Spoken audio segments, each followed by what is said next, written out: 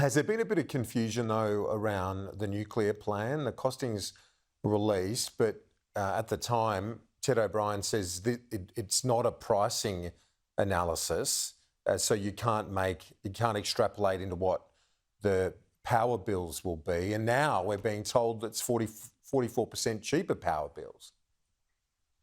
So Ted and the coalition have been very clear with the modelling, the independent modelling by Frontier Economics, that over the lifetime of the transition, that will bring the comparison is a reduction in 44% in the overall cost of the transition. And we're talking about a very complicated system, the biggest transformation to net zero that we've ever gone under as a global and a modern economy.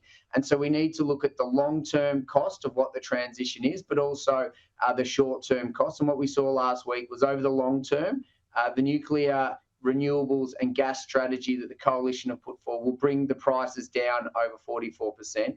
And we will continue to do more, including putting more gas into the system, and talk about how we can continue to take some pressure off in the short term.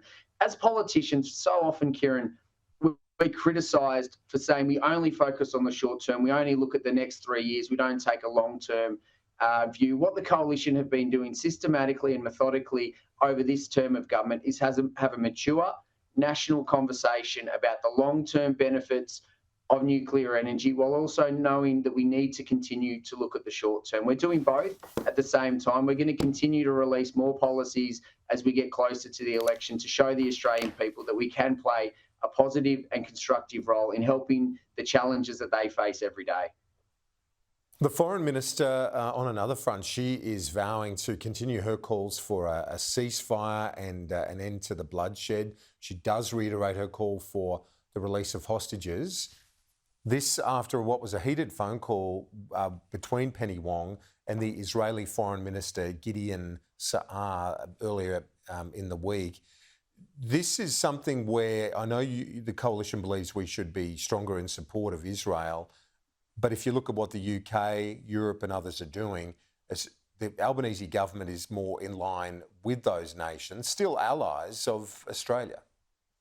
Well, the Albanese government isn't in line with our closest ally, the United States, when it comes to this, and it's really disappointing reports to read about the words and the confrontation verbally between the Foreign Minister of Australia and Israel overnight. I mean, let's be honest. Just last week, Penny Wong compared Israel to China and to Russia, two dictatorships that are trashing the rule of law. Israel has been and continues to be a great ally of Australia. It is a strong democracy in the Middle East. As Peter Dutton has spoken about previously, there are many Australian lives that have been saved that Peter's talked about. He knows personally terrorist attacks that have been thwarted through the intelligence of the Israeli government.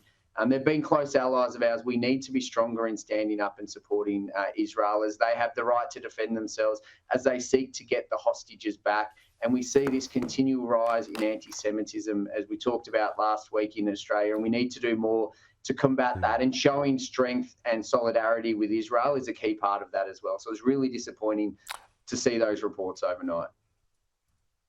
Aaron Violi, thanks so much. All the best for the new year and Christmas. See you next year. Thanks, Kieran. Merry Christmas to all the listeners, and look forward to seeing you next year.